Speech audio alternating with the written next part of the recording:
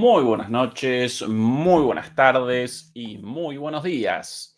Desde Berlín, Alemania, comenzamos la transmisión número 223 de Demoliendo Mitos de la Política en vivo, en un día poco común. Por lo general, los días martes realizamos una pausa en las transmisiones en directo, no así en las publicaciones de videos pregrabados, pero sí en las transmisiones en directo. Y este martes en particular, después de los días de Pascua y algo de tiempo destinado a la reflexión, no quería desaprovecharlo, no quería desaprovechar este martes y me acometió una necesidad de presentar algunas ideas trabajadas, maquinadas durante estos últimos días sobre la guerra en Ucrania, la geopolítica euroasiática, la geopolítica global, y quería presentarlas hoy martes con todos ustedes, así como también recoger naturalmente sus ideas, sus reacciones y naturalmente sus preguntas también. De hecho, sobre el final podemos responder preguntas. Días estos últimos de Pascua de mucha reflexión y por ende algunas conclusiones muy, muy importantes. Las quiero presentar aquí, las voy a presentar hoy. No vamos a realizar un análisis de los últimos acontecimientos, como prácticamente en todos los días en nuestras transmisiones en directo, sino de lo que para mí aparece como un nuevo objetivo de Rusia. ¿Por qué? Porque aparentemente los ojos de Rusia a partir de ahora están abandonando el escenario ucraniano y comienzan a aparecer enfocados en Europa.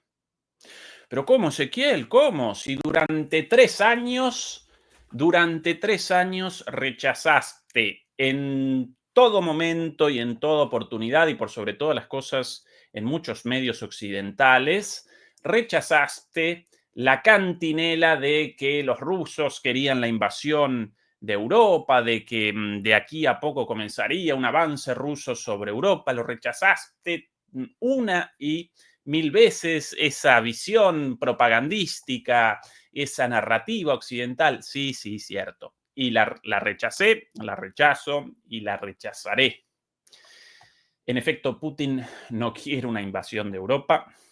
Tampoco podría una invasión de Europa. Nadie podría una invasión a gran escala en este momento de desarrollo de la técnica militar actual. ¿Sí? Los drones determinaron que el poderío militar de las grandes potencias, lo mismo Estados Unidos, Rusia o China, de repente aparezca relativamente disminuido frente a la capacidad defensiva de países mucho menores a partir de la implementación de drones, armas baratas y muy efectivas para no solamente responder a invasiones, sino por sobre todas las cosas para monitorizar el campo de batalla y por ende poder aparecer listo, aparecer preparado para cualquier tipo de ataque. Así que no, efectivamente, Putin o Rusia, mejor dicho, no va a comenzar una invasión de Europa, no vamos a rectificar en eso, pero sí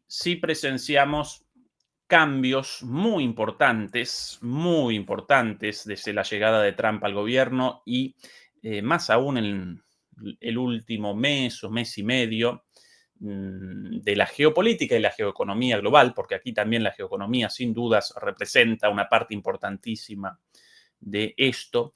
Y estos cambios están determinando que Rusia deba necesariamente pacificar a Europa lo más pronto posible.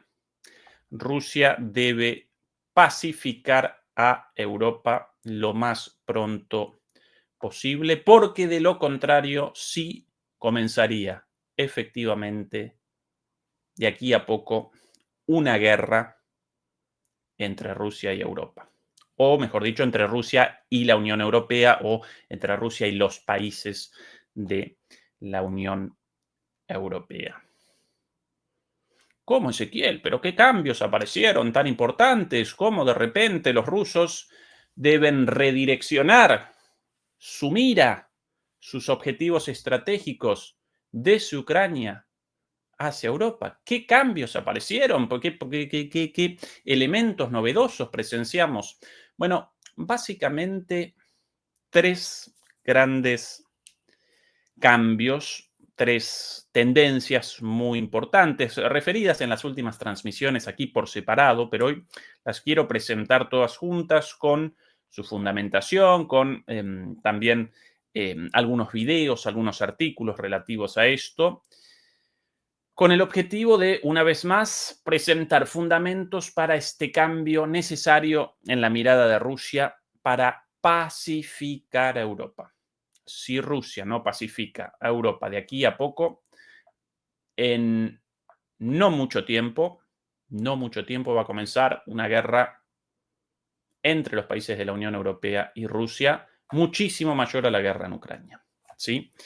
Así que comencemos el análisis. ¿Cuál es el primer cambio, entonces, de estos tres cambios fundamentales en los últimos meses en este escenario?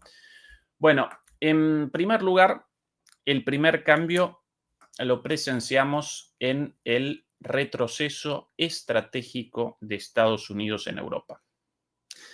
Nosotros esto lo vaticinamos aquí antes de que comenzara el gobierno de Trump, por cierto. Recuerden que realizamos la predicción de la victoria de Trump, aun cuando recién aparecía Kamala Harris como sucesora de Biden después de ese debate televisivo lamentable.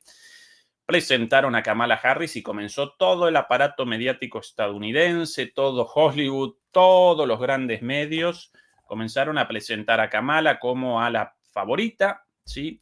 Como a la ganadora indefectible. Y nosotros aquí, incólumes, perseveramos en nuestra predicción. Trump va a conquistar la presidencia estadounidense. Predicción cumplida. Y antes de que comenzara el gobierno de Trump, realizamos una predicción en cuanto a las principales tendencias de su política exterior desde que comenzase, desde el inicio de su gobierno. Antes de que comenzase, habíamos presentado 5, las recordarán. La primera, el retroceso en Europa. La segunda, el redireccionamiento hacia China. Tercera, el endurecimiento hacia el continente americano. Tercera. Cuarta, el endurecimiento en Medio Oriente y por sobre todas las cosas en Irán. Y quinta, alguna por ahí, ahora no la recuerdo de memoria, o habíamos presentado cuatro, quizás presentábamos 4 tendencias y yo recuerdo ahora 5, puede que no esté recordando alguna. Pero bueno, de todas estas, hasta ahora cumplidas, todas. Todas. Retroceso en Europa, redireccionamiento de la hostilidad hacia China con las tarifas, endurecimiento en Medio Oriente, ¿sí? Sí, presentábamos como 2 separadas: endurecimiento en Medio Oriente respecto a Israel y la posibilidad de guerra en Irán. Bueno, ahora las presenté juntas, por eso 4 en lugar de 5. Bueno, todo esto tal cual, dicho y hecho, cumplido. Sí, de hecho, deliberan sobre la posibilidad de un ataque a Irán en estos momentos en la Casa Blanca, a instancias naturalmente del gobierno de Netanyahu. Por cierto, la del endurecimiento de Estados Unidos en América, clarísimo, con la política hostil hacia México, hacia Canadá, hacia Groenlandia, etcétera, etcétera. Pero bueno, primera de estas tendencias cumplida, la del retroceso estratégico de Estados Unidos en Europa. Y esto comenzó finalmente, después de idas y vueltas, después de aquella telenovela en la Casa Blanca, televisada al mundo, la recuerdan, ¿no? Con los gritos de Trump a Zelensky, que sí, que no, la famosa intervención de Hegseth ya en Ramstein, la base militar de la OTAN aquí en Alemania, frente a los representantes europeos y ucranianos, en la cual presentó básicamente el objetivo de Estados Unidos: abandonar Europa en cuanto a su presencia militar masiva, realizar una delegación de la seguridad o de la política imperial de la OTAN en los europeos, debido a su alto costo, para que Estados Unidos apareciese con las manitos limpias para comenzar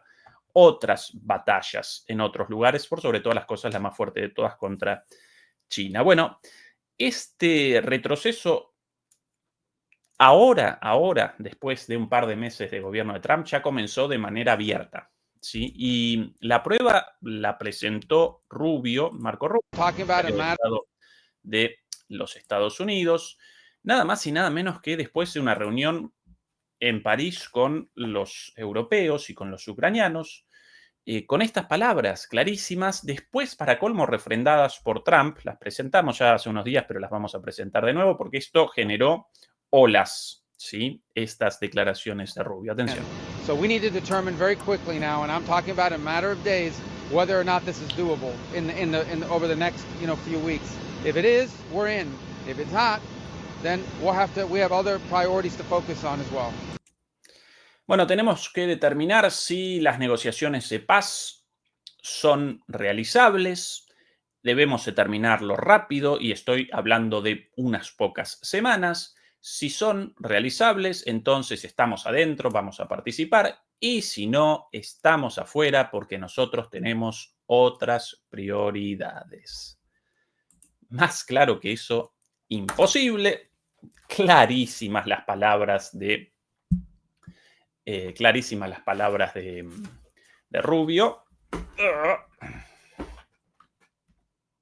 Por ahí aparece algo raro atrás. Ahora sí, no quiero en el fondo ninguna mancha. Bueno, clarísimas las palabras de Rubio respecto a o cerrado esto ahora con nosotros o Estados Unidos realizaría la gran salida a lo Poncio Pilatos de Ucrania. Adiós, amigos, hasta la vista. Y la guerra en Ucrania contra Rusia, de repente deberá capitanear la Ucrania exclusivamente junto al apoyo posible de Europa, apoyo naturalmente insuficiente. No pudo toda la OTAN contra Rusia, mucho menos podría sin el apoyo de los Estados Unidos. Alguien podría maliciosamente responder por ahí, bueno, pero si los Estados Unidos quieren efectivamente abandonar esta guerra, ¿por qué no la abandonaron inmediatamente desde la llegada de Trump al gobierno? Sí, cierto, si Estados Unidos determinase hoy mismo el fin del envío de las armas prometidas por el gobierno de Biden, ¿sí? Trump no realizó promesas, no realizó anuncios de envíos de armas, no despachó envíos nuevos, pero sí despacha aún las armas y el dinero prometido por la administración anterior. Y por sobre todas las cosas, despacha la información de los satélites imprescindible para la utilización de muchos de los sistemas de armas en manos de los ucranianos, incluidos sistemas europeos, incluidos sistemas de origen europeo. Bueno, podría eso Trump, ¿sí? Y de alguna manera acompañaría su promesa inicial de voy a finalizar la guerra en 24 horas, porque si abandona Estados Unidos, de aquí a poco esta guerra desaparece. Pero la política interna de los Estados Unidos, como así también las propias contradicciones del gobierno de Trump, generan dificultades para una salida de este tipo. ¿Sí? ¿Por qué? Porque si Trump determinase hoy mismo, o mejor aún en su primer día de gobierno, la salida de la guerra de Estados Unidos, y de esa manera Estados Unidos abandonaría el apoyo a Ucrania, inmediatamente al día siguiente los medios del mundo presentarían a Estados Unidos como el gran perdedor de esta guerra. Estados Unidos perdió la guerra y por eso deja solo a los ucranianos. Bueno, en gran medida todo eso es cierto, pero Trump no lo puede presentar así frente a su electorado. Por eso, o bien la escenificación de estos intentos de paz, conscientes de que no generarían un acuerdo de paz, porque los rusos quieren un montón de cosas no obtenibles sencillamente con un acuerdito de alto el fuego. Los rusos quieren como siempre recuerda Lavrov, la resolución de las causas profundas de esta guerra. ¿Y cuáles son las causas profundas?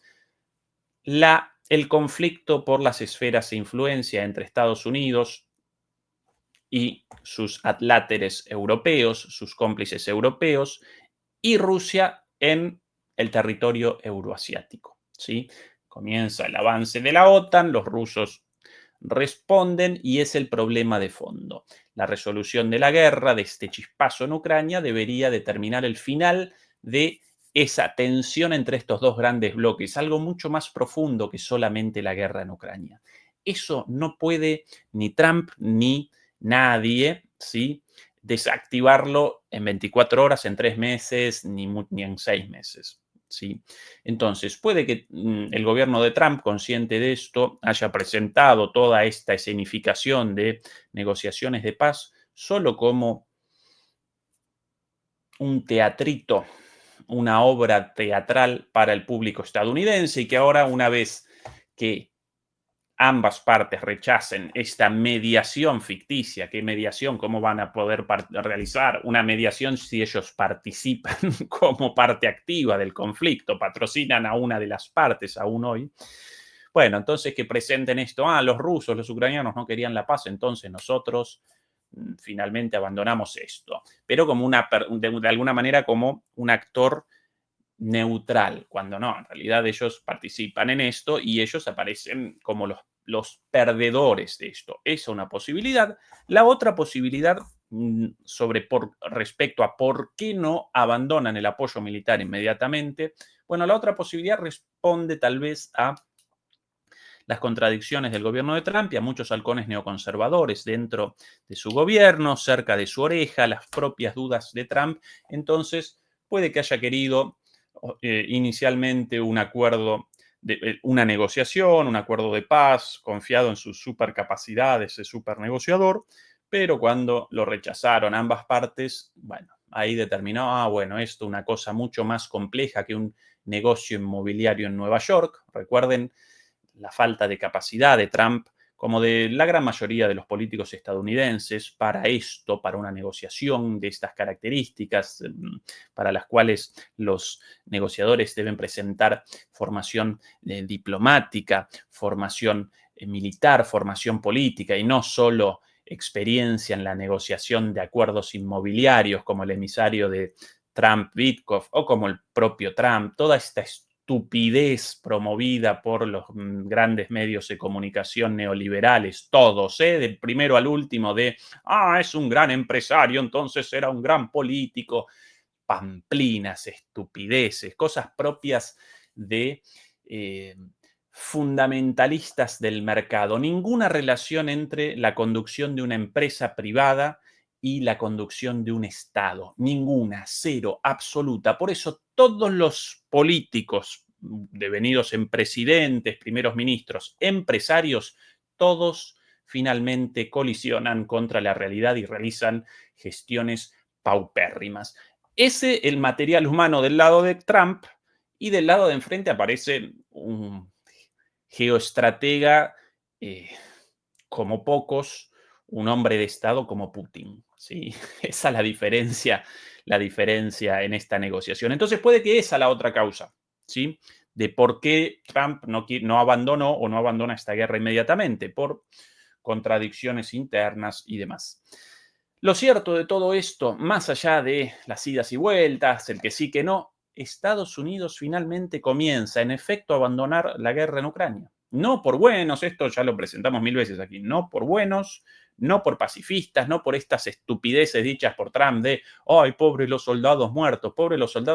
Y la gente muerta asesinada por los Estados Unidos en Yemen, con los bombardeos contra civiles, la gente muerta con las bombas estadounidenses lanzadas por Israel en Gaza, la gente muerta en todos lados donde participan las Fuerzas Armadas estadounidenses en el extranjero como parte de el aparato imperial de los Estados Unidos. Bueno, todo eso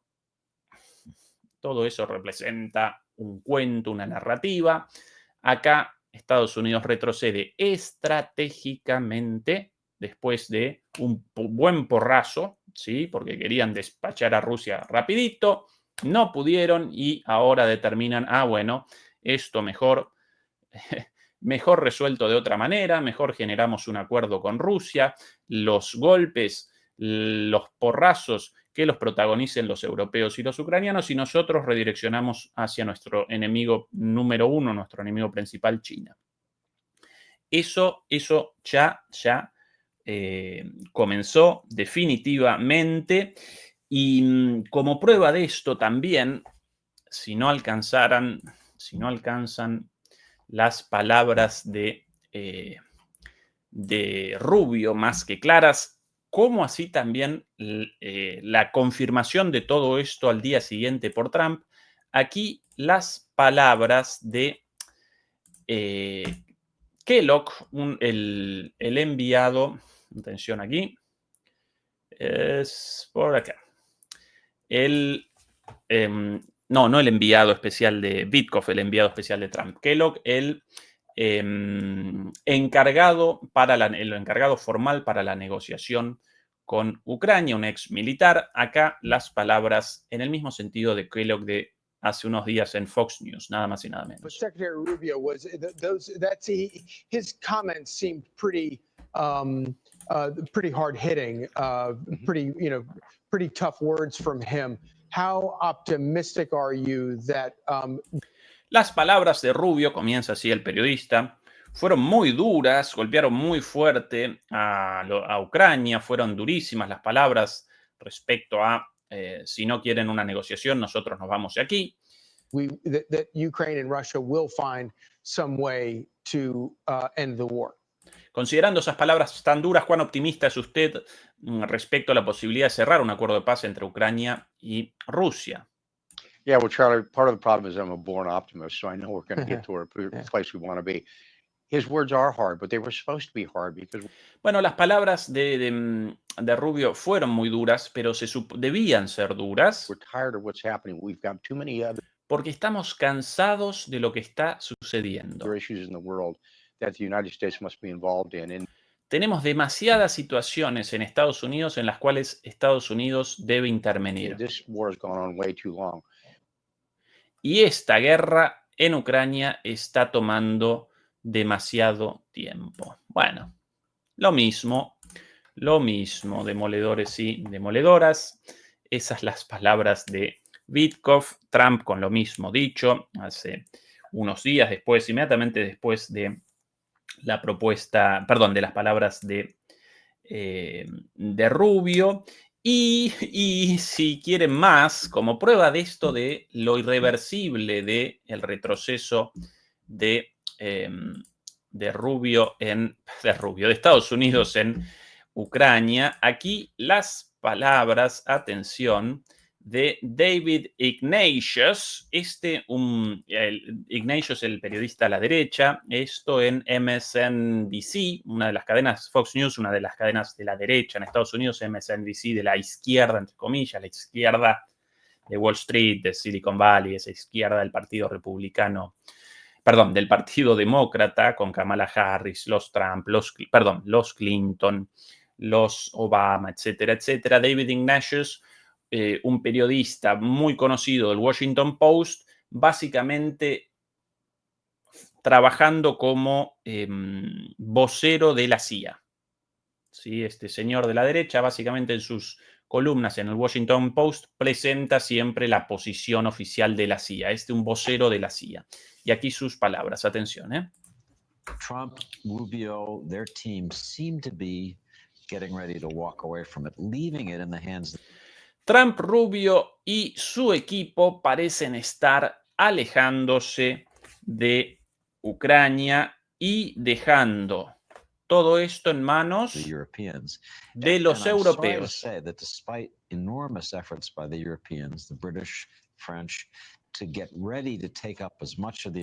Y lamento decir que a pesar de los enormes esfuerzos de los europeos, de los británicos en particular y de los franceses en particular, para prepararse para tomar en sus manos este conflicto, American burden of supplying weapons, supplying intelligence, they simply don't have the resources. tomar a cargo la entrega de armas a Ucrania, tomar a cargo la entrega de inteligencia. Ellos, a pesar de su enorme esfuerzo, lamentablemente no tienen los recursos para ello. They're not able to make up that gap, which means that Ukraine is going to be heading into the summer, absent some changes, in a situation where its losses will be. Lo cual significa que Ucrania va a empezar el verano aquí en el hemisferio norte, en una muy difícil situación. Ever greater. The bravery of Ukraine to have fought to this point is extraordinary. The losses they've experienced. Bueno, una situación terrible para el verano próximo en Ucrania, a pesar del coraje de los soldados ucranianos y de las enormes pérdidas sufridas por Ucrania. Lo del coraje de los soldados ucranianos, indiscutible, sin lugar a dudas, no así de sus comandantes militares, mucho menos aún del impresentable, como lo llama Juan Antonio Aguilar, el comediante en jefe de Zelensky. Todo eso innegable, pero según David Ignatius, este periodista vocero de la CIA, Trump y Rubio, el gobierno estadounidense está abandonando Ucrania y los europeos, a pesar de su predisposición y todas sus ganas de comenzar ellos a patrocinar a Ucrania como principal apoyo de los ucranianos, como principal apoyo militar, como principal apoyo financiero, como principal apoyo de inteligencia, como principal sponsor, patrocinador de los ucranianos, a pesar de todas sus ganas y de sus esfuerzos, carecen de los medios, así que Ucrania, a partir de el verano, el cual comenzará aquí en un par de meses, presentará a Ucrania a partir de entonces una situación de muchísima debilidad, ¿sí? ¿Me acompañan en esta idea hasta ahora, demoledores y demoledoras? Estoy presentando argumentos y argumentos, las palabras de Rubio, las palabras de Trump, las palabras de Witkoff, las palabras de un vocero de la CIA como Ignatius, una tras otra sobre una prueba tras otra, un fundamento tras otro sobre este primer cambio en la guerra en Ucrania.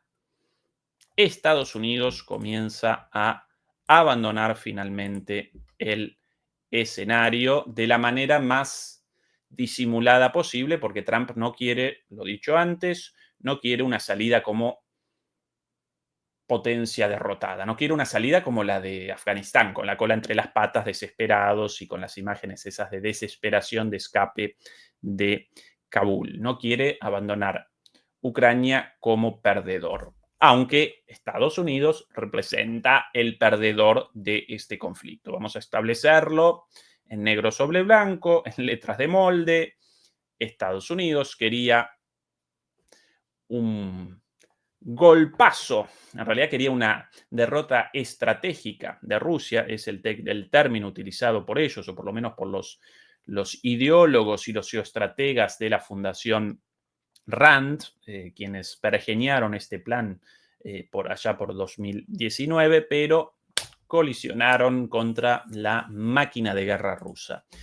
Aquí Axios, el original en inglés, Trump ranted, bla, bla, bla, bla, bla, bla. Acá, Trump despotricó ante sus asesores sobre lavarse las manos en el conflicto entre Rusia y Ucrania. Bueno, varios días antes de que el presidente Trump y miembros de su administración dijeran públicamente que estaban dispuestos a lavarse las manos en lo que respecta a la diplomacia entre Rusia y Ucrania, Trump despotricó en privado sobre sus frustraciones porque las negociaciones no están llevando a ninguna parte.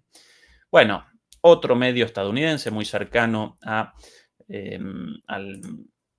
las esferas de poder, muy leído por los propios políticos estadounidenses, con lo mismo, ¿sí?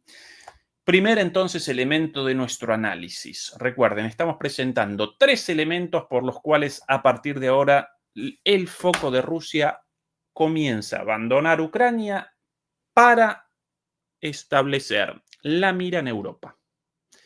Una vez más, no va a protagonizar una invasión de Europa, Rusia, ni mucho menos. Todo es una estupidez, un cuento, una narrativa.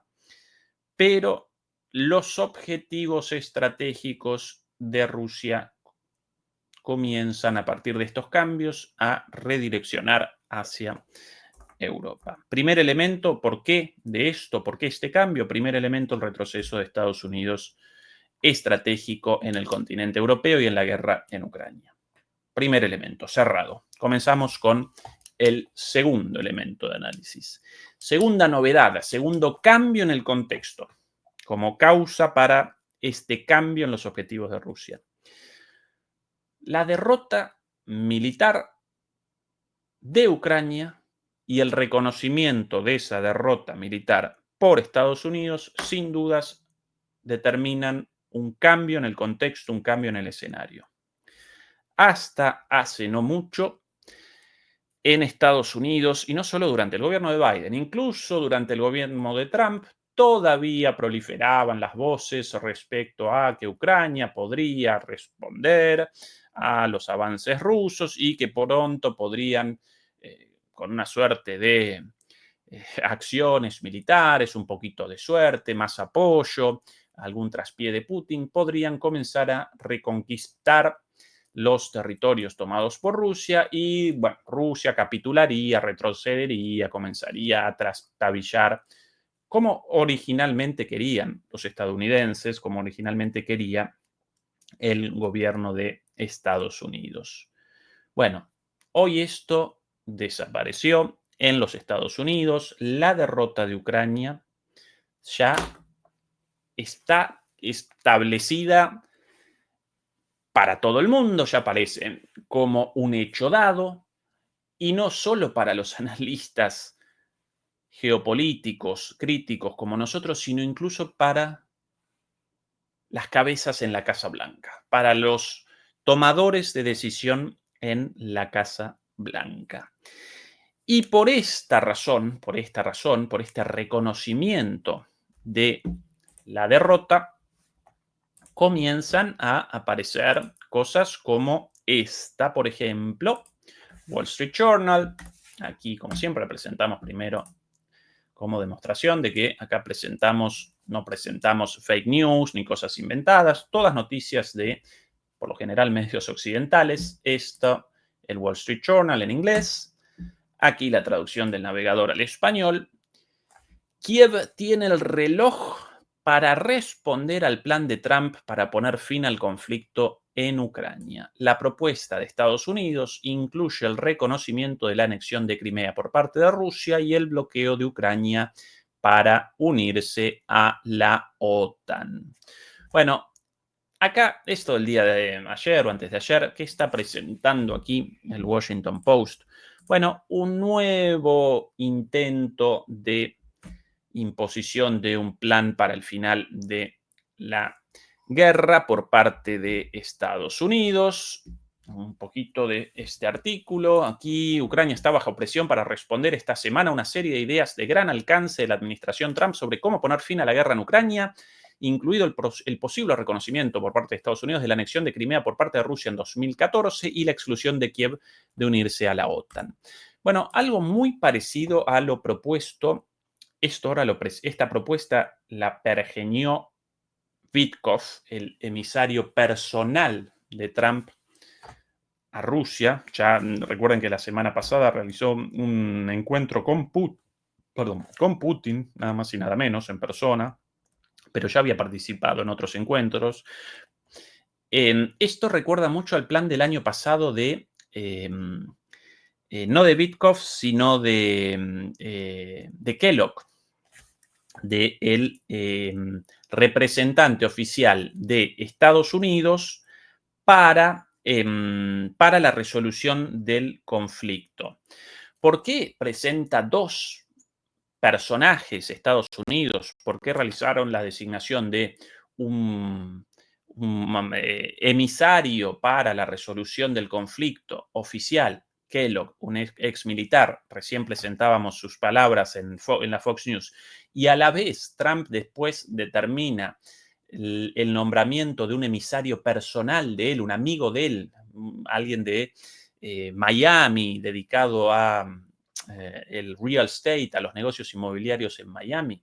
¿Por qué 2 personas para esto? ¿Y por qué cada vez más activo el emisario de Trump que el emisario oficial del gobierno de Estados Unidos? Bueno, porque Kellogg básicamente representa un halcón neoconservador antirruso del ala dura. Trump lo comisionó con ese cargo, no recuerdo el cargo exacta, el nombre del cargo exactamente, pero básicamente el emisario de Estados Unidos para el conflicto en Ucrania, pero carece de confianza Trump en este tipo, porque este tipo quiere guerra, guerra y más guerra, como todos los halcones neoconservadores, incluido Marco Rubio, eso recordémoslo también, Marco Rubio, otro de los halcones neoconservadores. Gran pregunta para todo el mundo, ¿por qué Trump, si efectivamente quería la paz, determinó la designación de tantos halcones a su alrededor? Esto ya lo presentamos, deliberamos al respecto, las disputas internas en el Partido Republicano, la política interna, las contradicciones de Trump. Lo cierto es esto, uno, lo oficial, Kellogg, cada vez más secundario, y otro, el emisario personal de Trump para su diálogo, para su relación con Putin, ¿sí? Una suerte de mensajero de ida y vuelta. Y el plan ahora propuesto por Estados Unidos para la resolución del conflicto, esta vez lo presenta Witkoff, el emisario personal de Trump, pero recuerda mucho al plan propuesto a finales del año pasado por Kellogg, el emisario oficial. O el mediador oficial, ¿sí? La persona asignada oficialmente para la resolución del conflicto. Con poquitas diferencias entre uno y otro. ¿Cuáles las condiciones de este plan? Básicamente, la entrega, primero, el rechazo del ingreso de Ucrania a la OTAN, básico. La entrega del reconocimiento de Crimea y la ausencia total de garantías de seguridad como quieren los ucranianos de este acuerdo. También por ahí presentan la novedad, quizás el agregado de Witkoff, presentan la novedad de las zonas de Zaporizhia, alrededor de la planta nuclear de Zaporizhia. Esas deberían representar zonas neutrales administradas por Estados Unidos. Básicamente quieren el negocito de Trump y sus compañeros, sus amigotes, quieren el negocio de la provisión de energía eléctrica a través de las plantas nucleares, por sobre todas las cosas las de Zaporizhia, pero las plantas nucleares en general de Ucrania. Parte del negocio para el equipo de Trump. Esta es la novedad con respecto al plan del año pasado de Kellogg. Nosotros aquí, en aquel entonces, con mucha claridad, rechazamos la posibilidad de aceptación de este plan, ¿no? Establecimos en aquella oportunidad, Rusia va a rechazar este plan sí o sí. Ucrania posiblemente también, pero la palabra de Ucrania acá carece de importancia porque Ucrania parece como perdedora. Las palabras de Zelensky no generan ningún movimiento en el amperímetro, no determinan absolutamente nada. Acá si Estados Unidos presenta un plan de paz, debe convalidarlo Rusia, el ganador de todo esto. Lo iban a rechazar el año pasado con el plan de Kellogg, lo van a rechazar ahora con el plan de Witkoff. Ucrania lo rechaza naturalmente también, pero lo cierto, esta presión de Estados Unidos, referida recién en este artículo, presión ya iniciada contra los ucranianos para la aceptación de este plan. Plan sin garantías de seguridad, plan con la entrega de Crimea y plan sin ingreso a la OTAN.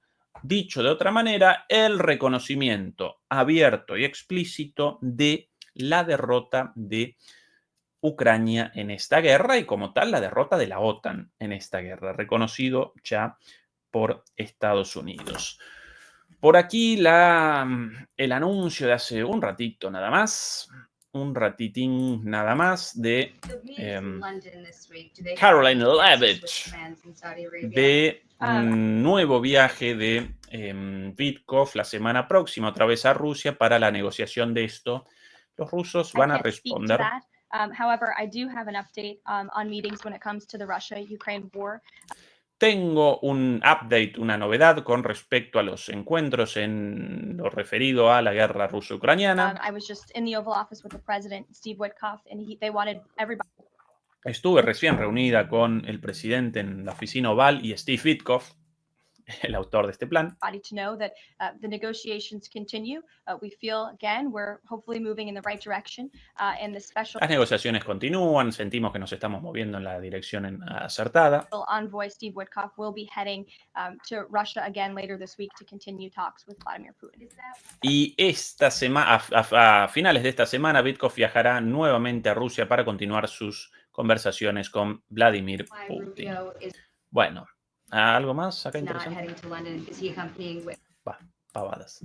Bueno, no solamente el reporte del Wall Street Journal sobre este plan de paz puesto sobre la mesa para que Zelensky lo acompañe con su firma, sino lo más importante, el anuncio del viaje de Witkoff a Rusia para otro encuentro con las autoridades rusas, quizás nuevamente con Putin, poco probable. Putin acompaña toda esta escenificación con buena voluntad y demás, pero presenta claramente, tanto él lo presenta como Lavrov, el ministro de Relaciones Exteriores, Peskov, el vocero y cualquier otro funcionario ruso.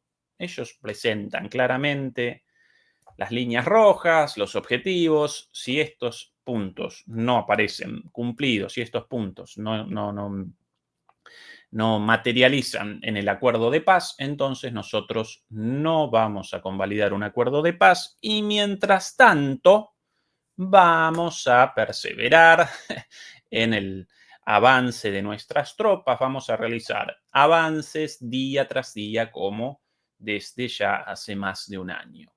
Por eso los rusos pueden determinar si un plan de paz de Estados Unidos finalmente materializa, finalmente aparece como el acuerdo final, o si no, o si lo rechazan. Lo determinan ellos porque ellos capitanean el desarrollo de la guerra como parte victoriosa de la guerra, ¿sí? ¿Quién direcciona el destino de las negociaciones? ¿Quién capitanea el desarrollo de los acuerdos políticos relativos a una guerra? La parte ganadora. Por eso los rusos pueden esto, ¿sí? Gracias a eso, a su victoria militar. Victoria militar o derrota militar de Ucrania, dicho desde el otro punto de vista, reconocida por Estados Unidos. Si quieren un último fundamento de esto, aquí este video, no, acá el Tiger King Gets Married, el Tiger King, el rey tigre, bueno, un documental por ahí en Netflix muy bueno, muy gracioso sobre la vida de este señor, un criador de tigres y de otros felinos en Estados Unidos en la cárcel por un intento de asesinato. Bueno, lo importante acá, New York Post, por cierto, New York Post, medio importantísimo para el ascenso político tanto de Trump como de su progenitor, de su mentor Roy Cohn, ¿sí? Su abogado y mentor, quien es este señor Roy Cohn, generó el estilo de política luego asumido por Trump de mentira, mentira, mentira, hecho mediático, noticia, información, show, espectáculo, reality show, uno tras otro, lo mismo si verdad y mentira, nunca retroceder, siempre atacando, siempre en frente a las cámaras y para eso, naturalmente, con el manejo de algunos medios, importantísimo en los años 70 y 80 para el comienzo de esa estrategia, New York Post, y como tal, aquí presenta, algún día, por cierto, deberíamos realizar una transmisión sobre Roy Cohn, el mentor de Donald Trump, dos documentales muy buenos por ahí vistos y una película bastante exitosa, si no recuerdo mal, una película de Hollywood, ganadora de algunos premios. La vida de ese señor Roy Cohn, verdaderamente de película. Bueno, ya alguna vez realicé una descripción superficial de él, pero interesantísima su vida y interesantísimo que Trump desciende de ahí, ¿no? Un personaje total. Pero bueno, lo importante de aquí, no quiero abandonar el tema. New York Post, Ucrania está 90% dispuesta a aceptar la propuesta de paz de Estados Unidos ahora le toca a Rusia. Esto dicho por un funcionario, dicho concretamente por, si no recuerdo mal, Washington, el ministro de Defensa de Ucrania, efectivamente, el ministro de Defensa de Ucrania dijo a los funcionarios estadounidenses que está en un 90% de acuerdo con el marco de paz del presidente Trump presentado en París esta semana por el secretario de Estado Marco Rubio y los dos enviados especiales dedicados a poner fin a la invasión rusa de su vecino, dijo un alto funcionario de la administración a The Post el viernes. Lo de los dos enviados, precisamente por esto, lo de Witkoff y lo de Kellogg, ¿no? Los dos. Bueno, estas las palabras aparentemente de Umerov, ese gordo Rustem Umerov, ese tipo grandote, gordo, ministro de Defensa de Ucrania. Puede que esto, cierto, puede que no, que Umerov comience a establecer una línea de negociación en paralelo a Zelensky, responda sí, queremos este plan de Witkoff, o puede que esto sencillamente una operación de prensa del New York Post muy cercano a Trump. El efecto el mismo, básicamente, la presión a Ucrania para el reconocimiento de la derrota y por ende el reconocimiento final de la derrota ucraniana y de la OTAN por parte de Estados Unidos, ¿sí? Este es el segundo elemento. El segundo elemento, la segunda causa detrás de este cambio en la política de Rusia, de Ucrania hacia Europa de aquí en adelante, ¿sí? Ahora bien, acá aparece un elemento importantísimo en cualquier análisis económico, político, cultural, cualquier análisis social. ¿Cuál es el elemento? El tiempo. El tiempo, mis queridos demoledores y demoledoras. Porque sí, efectivamente, Estados Unidos finalmente realiza un reconocimiento de la derrota de Ucrania y de su propia derrota de alguna manera, aunque de manera disimulada, pero está presentando estos planes de paz como forma de reconocimiento de la derrota. Presenciamos una vez más, presenciamos la derrota de Ucrania, pero así como la Segunda Guerra Mundial, más o menos desde el año 41 ya, presentaba síntomas de una inevitable derrota de la Alemania nazi. Y aún así, recién capituló Alemania entre finales del 44 y principios del 45, ¿sí? Con lo cual, a pesar de lo inevitable y a pesar de la derrota consumada en el sentido de que Alemania ya no podía realizar un cambio en el desarrollo militar del conflicto, aún así presenciamos 4 años de uno de los conflictos bélicos más terribles en la historia de la humanidad, quizás el más terrible hasta ahora, la Segunda Guerra Mundial. Bueno, lo mismo acá. El conflicto ya terminado, ya derrotado a Ucrania, pero hasta que Ucrania vaya a capitular finalmente, pueden aparecer muchos meses e incluso años. ¿Sí? Por lo menos si Occidente, y quizás ya no más Estados Unidos de aquí a poco, pero sí Europa, despachan permanentemente dinero, despachan armas, podrían despachar eventualmente tal vez algún refuerzo en cuanto a personal, despachan personal de forma bastante masiva a través de los mercenarios. También participan elementos militares ocultos, pero no en cantidades masivas, sino más bien en cantidades específicas, ¿sí? En cantidades más bien reducidas. Pero por eso acá presenciamos el factor del tiempo. El tiempo. ¿En cuánto tiempo esto? ¿En cuánto tiempo el final,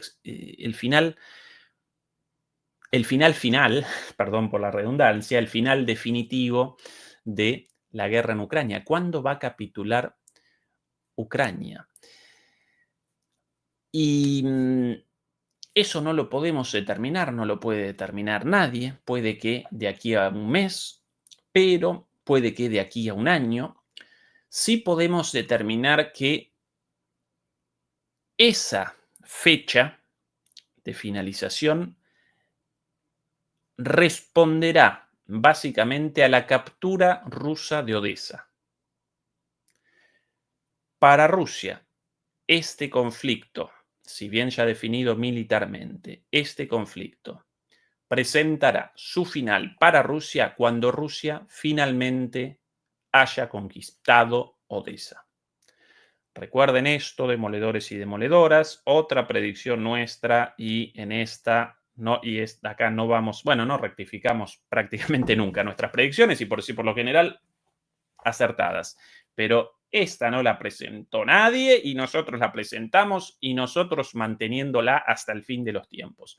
Rusia conquistará Odessa y esa captura determinará efectivamente el fin de la guerra para Rusia. ¿Por qué? Bueno, porque Odessa determina básicamente la inviabilidad de cualquier intento de generar un estado tapón en Ucrania. Los rusos van a conquistar una buena cantidad de territorios en Ucrania. En el resto de Ucrania va a aparecer una Ucrania con fuerzas militares muy controladas, pero aún así con una población fervilmente antirrusa, ucraniana, con el apoyo europeo. Y si ese estado tapón no presenta un límite a su capacidad de desarrollo, de aquí a poco ese estado tapón reactivará el conflicto y comenzará una nueva guerra patrocinada por Europa, patrocinada incluso por Estados Unidos ante el retorno de una administración antirrusa a la Casa Blanca. Por ende, los rusos están conscientes de que deben reconquistar Odessa porque Odessa representa la salida al mar de ese estado futuro ucraniano. Odessa aparece ubicada en la salida de un río importante de Ucrania hacia el Mediterráneo y por ende la conexión de Ucrania con el mundo a través del transporte marítimo aparece mediada por Odessa. Si los rusos conquistan Odessa, ese estado tapón presentará un desarrollo muy limitado y por ende no va a recomenzar la guerra ahí. Si no conquista Odessa, podría en cualquier momento reactivar el conflicto de aquí a poco. Por eso es la captura de Odessa determinará para los rusos el fin de la guerra. ¿Sí? ¿Cuándo la captura de Odessa? No lo podemos determinar por ahora. Pero una vez más, no podemos determinar la cantidad de tiempo, pero sí el hecho de que el final de la guerra acompañará la captura de Odessa. Y sobre la base de esto, también podemos recordar un elemento importante de análisis respecto a la venidera ofensiva rusa de verano, también anticipada aquí hace ya varias semanas. No la presentaron en ningún lado, acá la presentamos a partir de indicios, nada más.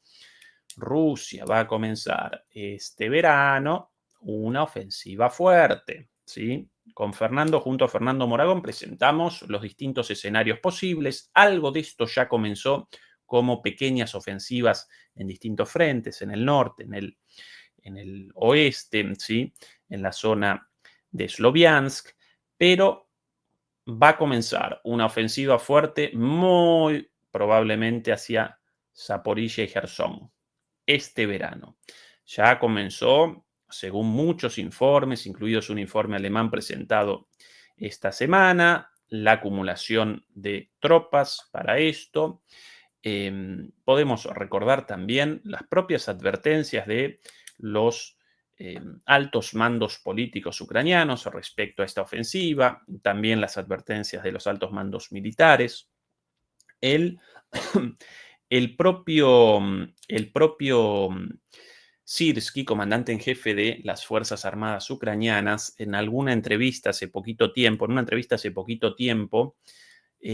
realizó declaraciones verdaderamente sorprendentes, más que declaraciones, confesiones verdaderamente sorprendentes en cuanto a la cantidad de proyectiles de 155 milímetros de artillería convencional disparados diariamente por Rusia, diariamente, según Sirski, en un día de mucha actividad rusa, estarían contabilizando algo así como 40.000 o 42.000 disparos de artillería al día. 42.000 disparos de artillería de 155 milímetros por día. Si todos los días realizara 42.000 ataques Rusia, entonces estaríamos redondeando al año una producción de artillería convencional de 155 milímetros de alrededor de 14 millones de proyectiles. 14 millones de proyectiles producidos al año por Rusia para esta guerra de desgaste, aunque debemos recordar, no solamente por Rusia, porque los amigos norcoreanos de Rusia también ayudan un poquito. Algún milloncito dicho en broma, 1 millón de proyectiles, una producción masiva. Estados Unidos y Europa, todos juntos, a pesar del esfuerzo para el aumento de la producción, generan más o menos algo así como, en su mejor momento, según las cifras oficiales publicadas en algún momento por CNN, algo así como 3 millones de proyectiles de artillería, no solamente para Ucrania, sino para todo el mundo occidental y una buena parte de eso destinado a Ucrania. Bueno, los rusos, con la ayudita de los norcoreanos, según esto, 14 millones. Bueno, eso en un día de mucha actividad, según Sirski, eso en un día de muchos disparos, pero habitualmente los rusos estarían redondeando algo así como entre 20.000 y 30.000 disparos de artillería convencional de 155 milímetros al día. Bueno, no 42.000, sino entre 20 y 30. Vamos a redondear en 25.000. Millones y millones de proyectiles producidos al año por Rusia con la ayudita de Corea del Norte, pero aún así clara la declaración de Sirski en cuanto a la victoria rusa, porque no pueden contra eso de ninguna manera, no puede todo Occidente contra eso, pero también clara la perspectiva de esta ofensiva rusa prevista para el verano. Cuidado. Y esa ofensiva rusa del verano determinará el avance ruso hacia la posibilidad más adelante de la captura de Odessa.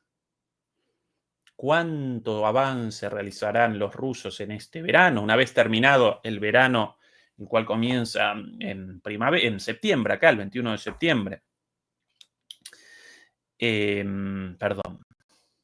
El 21 de septiembre yo con la cabeza en Argentina, porque bueno, yo como argentino siempre para mí la primavera comienza el 21 de septiembre, esa la primavera, perdón, el verano comienza el 21 de septiembre, es el verano en el hemisferio sur. En el hemisferio norte el verano comienza, si no recuerdo mal, el 21 de junio, al revés, ¿sí? Mil disculpas.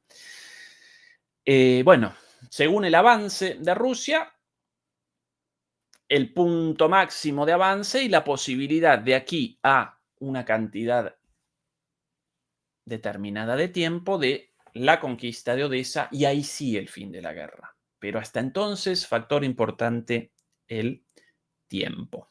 ¿Sí? Esto, por cierto, de Odessa, justo el otro día recorriendo unos documentos, apareció por ahí una entrevista a un comandante, un tal Clark, un comandante de la OTAN, en una entrevista hecha a un medio ruso, y presentaba exactamente esto mismo, esto de para Rusia, el final de la guerra responderá a la captura de Odessa. Nosotros lo habíamos presentado antes que este señor Clark, pero qué bueno que un comandante, alguien con formación militar, acompañe nuestros, o dicho al revés, no quiero parecer soberbio. Qué bueno que nuestro análisis acompañe la visión de alguien con conocimiento de análisis militar. Nosotros realizamos análisis militares en la medida de nuestras posibilidades, pero mi formación básicamente política y económica, o geopolítica y geoeconómica. Sobre temas militares, bueno, algún conocimiento por ahí, pero no puedo un análisis como un comandante dedicado toda su vida al estudio de los asuntos exclusivamente militares. Aquí concatenamos las perspectivas con más conocimiento de lo geopolítico y lo geoeconómico que de lo geomilitar, pero dentro de todo, esta vez, como así también otras veces, por suerte, nuestro análisis militar en consonancia con el análisis de expertos militares. Así que, bien por ahí. Bueno, primer punto y segundo punto ya bastante claro, ¿verdad? Bastante claros, ¿verdad? Demoledores, ¿cuáles los grandes cambios? Hasta ahora, el retroceso estratégico de Estados Unidos y la derrota militar de Ucrania. Pero la cuestión del tiempo importantísima y más importante aún respecto al tercer y último punto, la tercera causa de este cambio y por ende este viraje de Rusia de aquí a poco desde Ucrania hacia Europa. ¿Cuál el tercer punto en cuestión? La tercera causa de cambios. Básicamente el giro asumido por Europa hacia la guerra contra Rusia. Europa parece en pie de guerra contra Rusia. Europa comenzó la preparación para una guerra contra Rusia.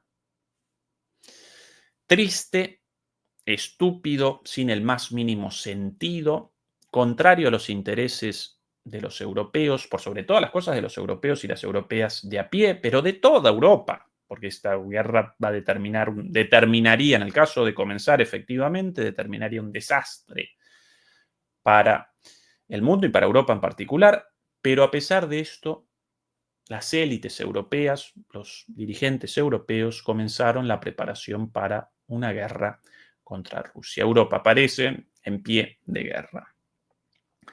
Y en este contexto podemos recordar como fundamentos para esta aseveración, para esta afirmación, el plan llamado ReArm de Ursula von der Leyen de la Unión Europea, el plan de la Unión Europea para el rearme europeo con 800.000 millones de euros. Podemos recordar también aquí en Alemania el plan para el rearme alemán por alrededor de 500.000 millones de euros a partir de el endeudamiento del Estado alemán tras la cancelación del llamado límite a la deuda o techo a la deuda impuesto en la Constitución. Para eso debieron realizar una modificación de la Constitución. Lo realizaron con, bueno, algunos trucos bien antidemocráticos, bien antipopulares, lo generaron y eso determinó que el gobierno alemán pueda a partir de ahora comenzar un proceso de rearme a partir del endeudamiento por 500.000 millones de dólares y despachar una buena cantidad de esas armas hacia Ucrania también. Con lo cual, ese rearme destinado a la guerra de Alemania y de Europa contra Rusia. Recordemos también, lo he mostrado aquí hace unos días, las palabras de el impresentable de Merz, todavía canciller designado, todavía no asumido, las palabras de este impresentable respecto a la voluntad del envío de misiles Taurus. Una vez más, el tema de los misiles Taurus alemanes para el ataque contra Rusia en la retaguardia rusa, en el territorio, en la profundidad del territorio ruso. Qué impresentable este muchacho, me acomete la furia con la imagen de este señor. Incluso más que con Scholz, y eso que Scholz, pero Scholz generaba la sensación de un felpudo, de un caniche, de un chihuahua, y esto dicho con todo respeto a la hermosa raza de perros chihuahua o caniches, perritos hermosos, pero ¿no? Esto dicho chiquitito y así medio, bueno, no, así con esta soberbia alemana, pero mequetrefe, un empleado de BlackRock canalla. Bueno, eso de este señor con esta amenaza. Después rectificaron otra vez, no los socios de gobierno de la socialdemocracia, no vamos a despachar, el gobierno no va a despachar nada sin nuestra autorización como socios de gobierno.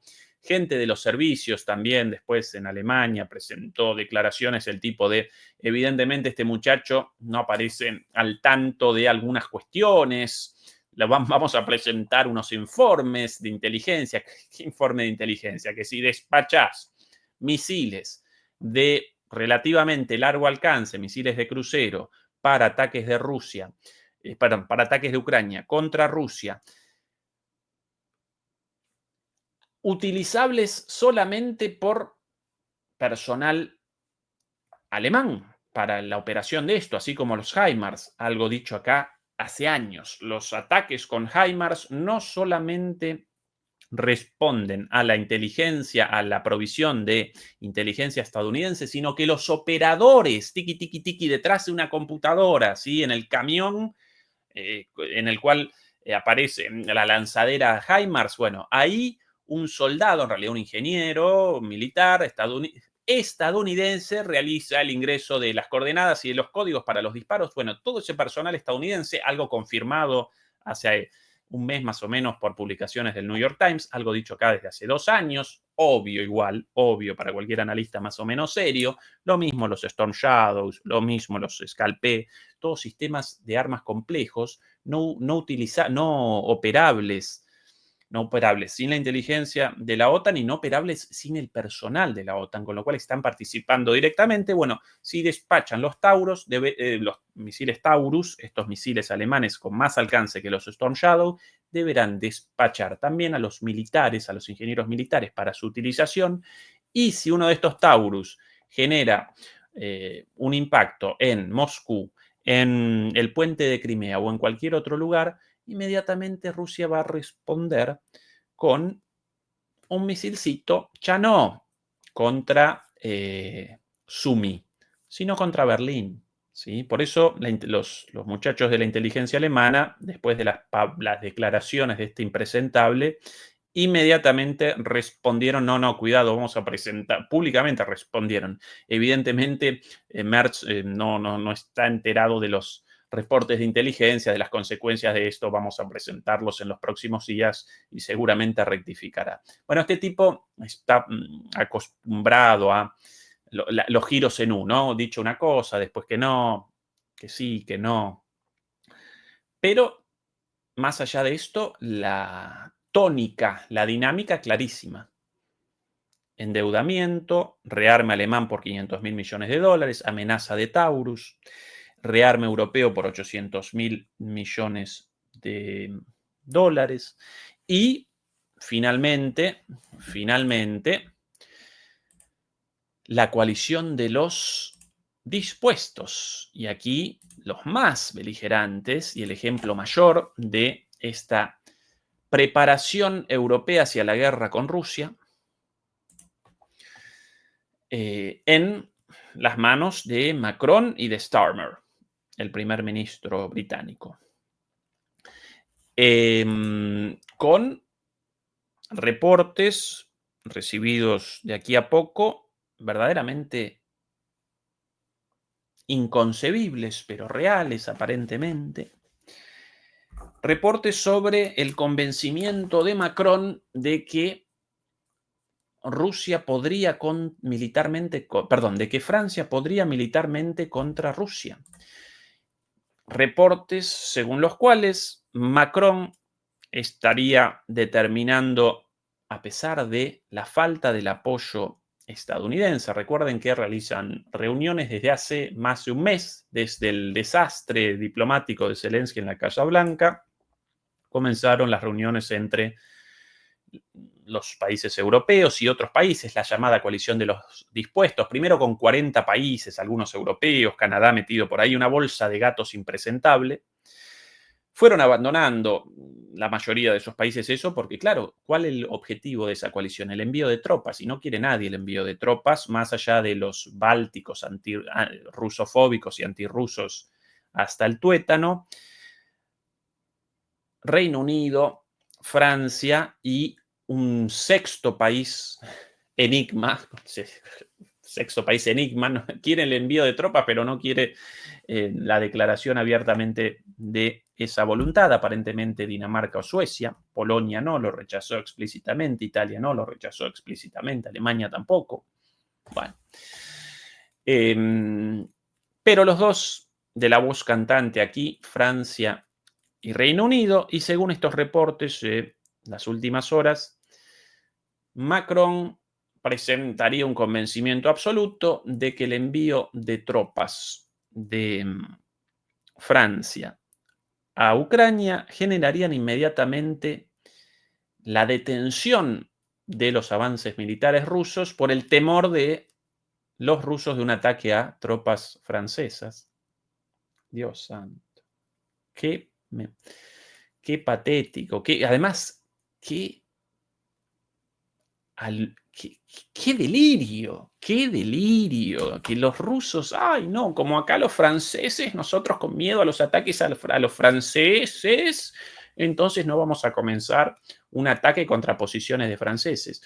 Si de repente, formalmente, porque participan franceses en el conflicto como mercenarios y como personal militar en misiones secretas, pero si participasen abiertamente, si desembarcasen, ¿cuántos además podrían desembarcar? 10.000, 20.000 soldados franceses si desembarcasen en Ucrania.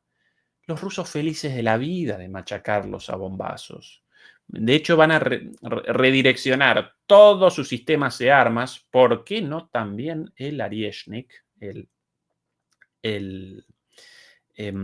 almendro, esa es la traducción de Oryezhnik, almendro, no almendra, el frutito, sino almendro, el árbol del almendro, por cierto, un árbol precioso con unas flores hermosas, blancas.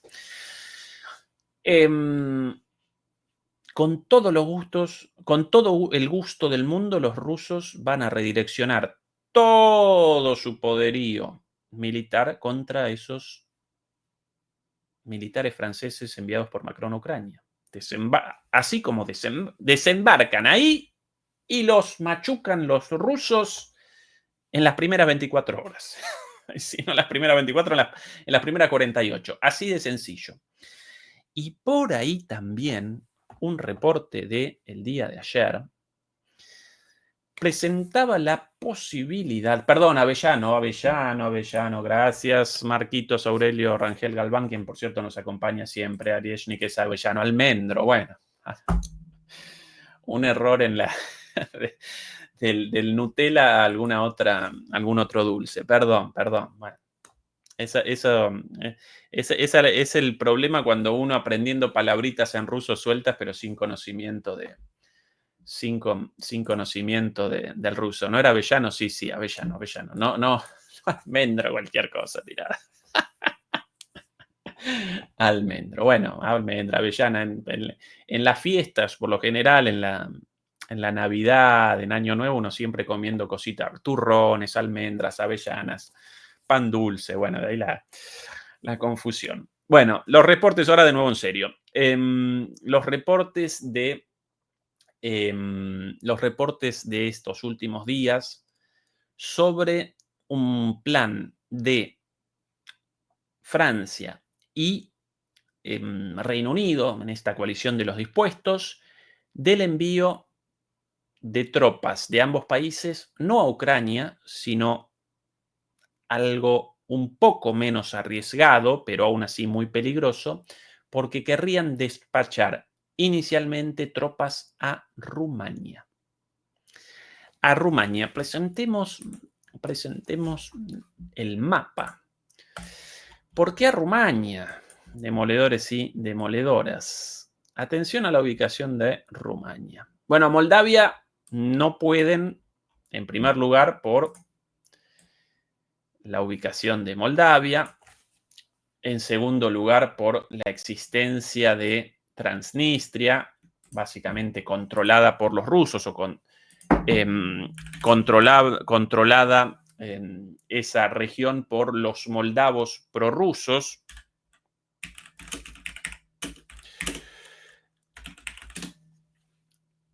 Y en segundo lugar, porque Moldavia no participa en la OTAN, más allá de acercamientos y demás, no participa formalmente en la OTAN, mientras que Rumania sí, Rumania o Rumanía, ¿no? Como la llaman en España. En América Latina la llamamos Rumania, en España, Rumanía. ¿Por qué la diferencia? Sinceramente, ni idea, pero bueno, Rumania, Rumanía, lo mismo.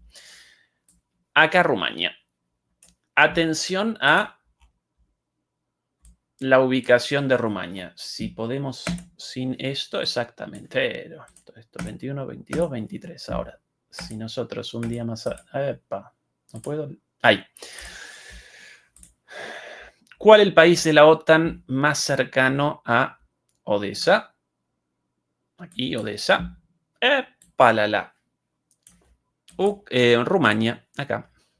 Si pudieran, querrían el envío de tropas a Moldavia. Obviamente, no pueden. No pueden, por todo lo dicho, por la existencia de, incluso acá en Tiraspol, una base militar rusa, todo esto controlado por los rusos.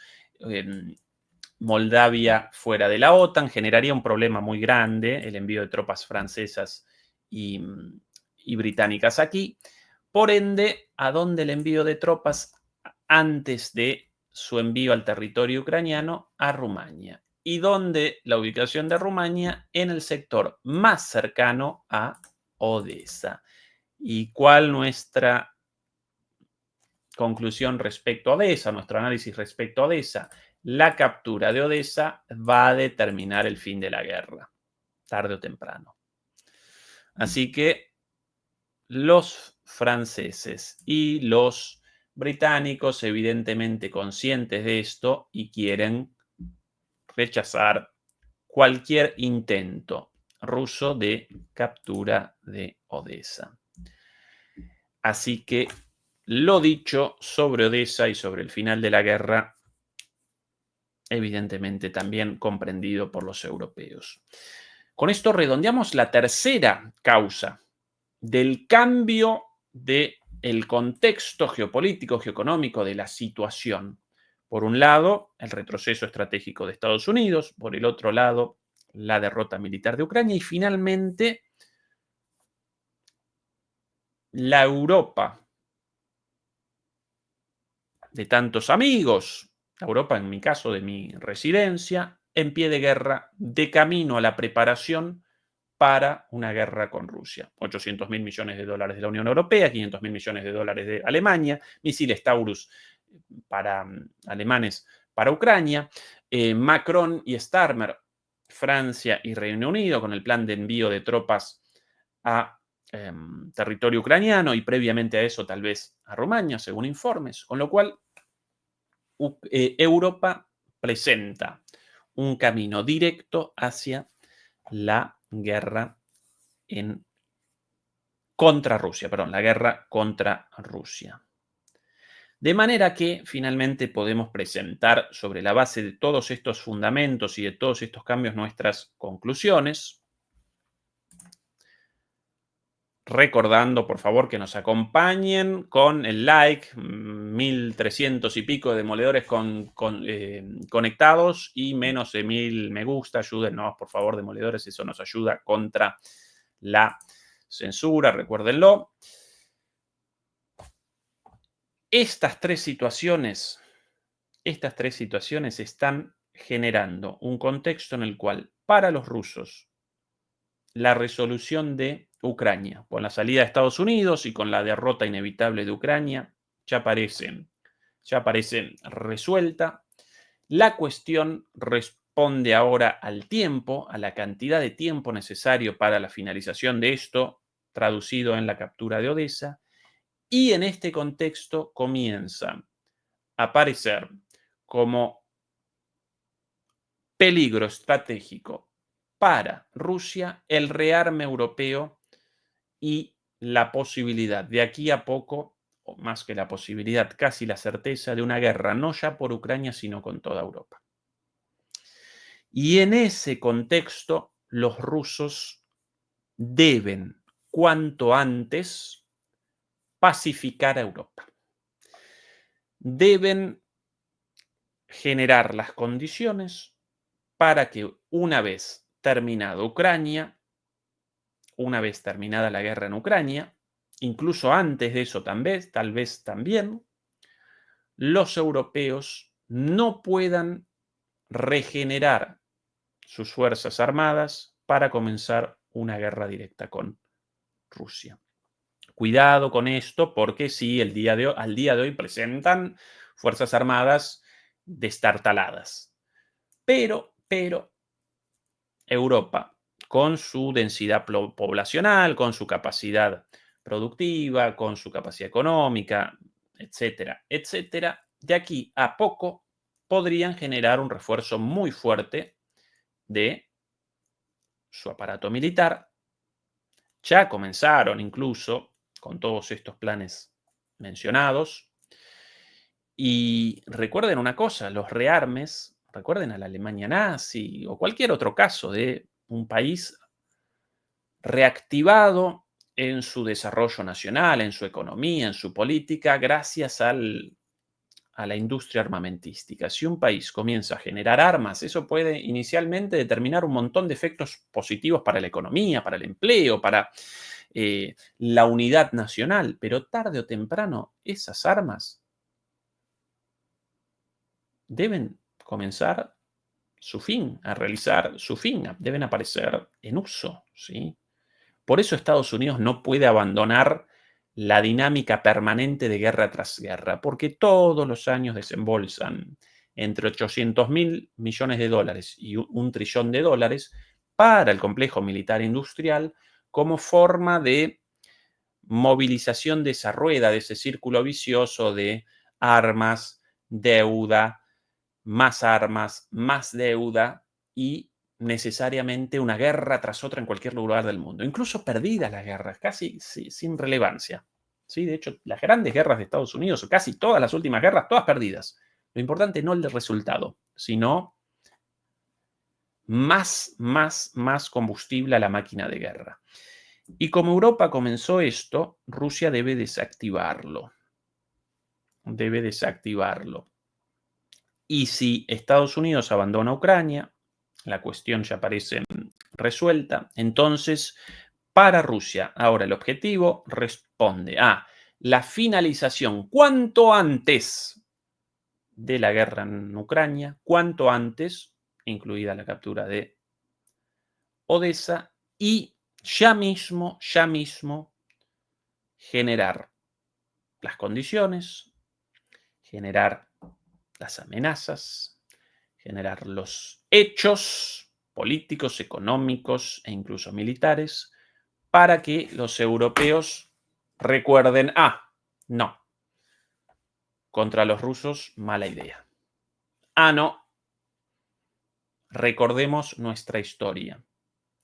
¿Cuál es la historia europea? Esto desde el punto de vista de los europeos. O recordemos nuestra historia europea frente a Rusia. Todos los enfrentamientos se terminaron la destrucción de Europa. Y recuerden en este sentido las palabras de Bismarck, si no recuerdo mal, con el zar en su momento, en un momento de reaproximación de Rusia, de la Rusia zarista y de la Prusia de Bismarck, ¿no? Y Bismarck en ese momento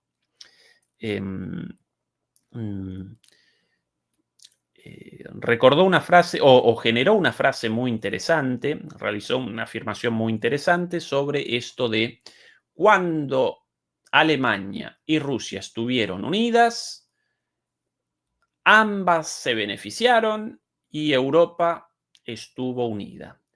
cuando Alemania y Rusia fueron separadas por intervenciones foráneas, Reino Unido, Estados Unidos, tanto Alemania como Rusia sufrieron y sufrió Europa.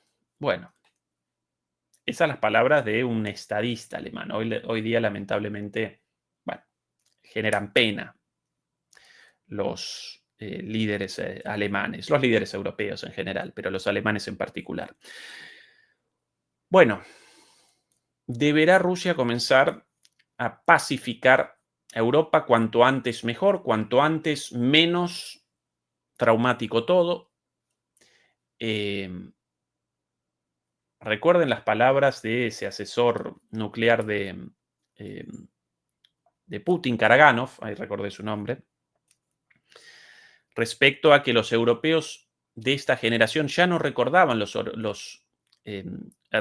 horrores de la guerra y los errores de Europa, se olvidaron de lo que significa luchar contra Rusia, estas las palabras de Karaganov, tenemos que hacerlos acordar de eso.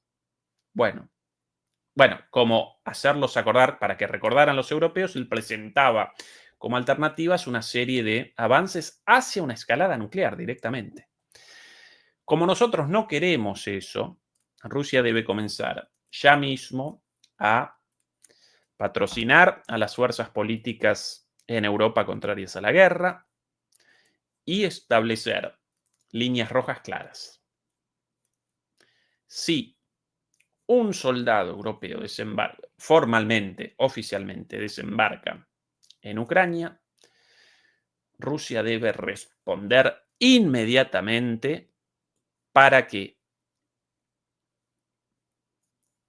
esas bolsas con cuerpos de soldados europeos muertos en Ucrania reenviadas hacia Europa reactiven la memoria europea, recuerden los líderes europeos, epa, esto acá ya ningún jueguito, esto acá peligroso, y por sobre todas las cosas reactiven la memoria de los pueblos, que los propios europeos, frente a soldados de sus propios países, con nacionales, muertos estúpidamente en Ucrania por la decisión criminal de sus líderes, el envío de tropas militares allá, que recuerden estos impresentables, estos líderes impresentables están capitaneando el camino hacia la destrucción de Europa, están direccionándonos hacia una locura. Acá los cuerpos de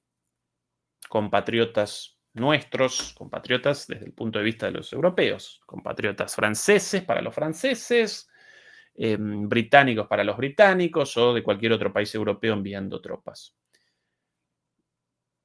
Determinemos un no a la guerra, un basta a esta locura, reactivemos la memoria y establezcamos buenas relaciones con Rusia.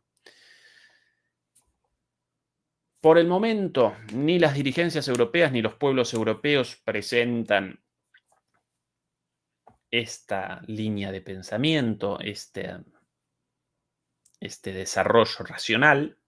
Por ende, Rusia debe comenzar cuanto antes a reactivar esa memoria de las formas indicadas antes y si no, de formas incluso más, lamentablemente, más violentas. Y no me congratula en absoluto todo mi análisis y todas estas conclusiones, porque van a generar situaciones horribles, evitables todavía, pero situaciones ligadas a la muerte de gente, al miedo, al terror, a la destrucción de familias, ligadas a la guerra o a las tensiones previas a la guerra, como forma única de prevención de una gran guerra y un mal mayor. Así que objetivo de Rusia a partir de ahora, Europa, para que no comiencen una gran guerra entre esta Europa encaminada y en pie de guerra hacia Rusia y esta Rusia finalizando el conflicto en Ucrania, pero todavía sin su objetivo cumplido, el objetivo de una reestructuración, una reorganización de la geopolítica euroasiática, de los esquemas de seguridad concernientes a Rusia y a Europa. Todavía no pudieron eso, deberían cuanto antes acometer ese objetivo, porque de lo contrario va a comenzar una gran guerra. ¿Sí? Demoledores y demoledoras. Quería responder preguntas, pero bueno, ya 1 hora y media de transmisión, ya bastante. Mi voz ya un poquito tocada, así que podemos responder mañana preguntas junto. Por cierto, por acá, mensajito de Marcos Aurelio Rangel Galván. Ya destardalé las lavadoras a mi tía y la de mi jefa. Le voy a vender chips a von der Leyen para ganarme unos euritos. Los refris son mis próximas víctimas. Bueno, efectivamente, ¿no? Esa es la mirada de von der Leyen de esta locura, ¿no? De los rusos sin chips y por ende destartalando lavadoras. Esto lo presentaron así, abiertamente, en un discurso, con el pecho inflado. En cualquier país serio o en cualquier organización política seria, una afirmación de ese tipo después no cumplida, porque Rusia te machaca misilazos y cada vez más desarrollados los misiles, bueno, generaría el despido inmediato, la eyección de ese líder político diciendo paparruchadas, estupideces como esa. En Europa no, pueden cualquier estupidez y después como si nada, ¿no? Mañana, como todos los miércoles, nuestra charla junto a Fernando Moragón, la 201, quien no pudo presenciar la charla 200 del domingo pasado, muy buena, muy graciosa, así que no lo desaprovechen, por ahí en la lista de videos esa charla. También mañana, como todos los miércoles, en DMP Geopolítica, nuestro queridísimo Javier Martínez con su propio programa, y a lo largo de la semana la programación habitual de Demoliendo Mitos de la Política y de DMP Geopolítica, nuestro canal hermano. Redondeamos por acá, queridos demoledores y demoledoras. Un abrazo, hasta mañana, y naturalmente extensible o extendido este abrazo también a nuestra moderadora, siempre ahí frente o de pie junto al cañón, la queridísima Beatriz Pulido. Demoledores y demoledoras, hasta el día de mañana. Chao.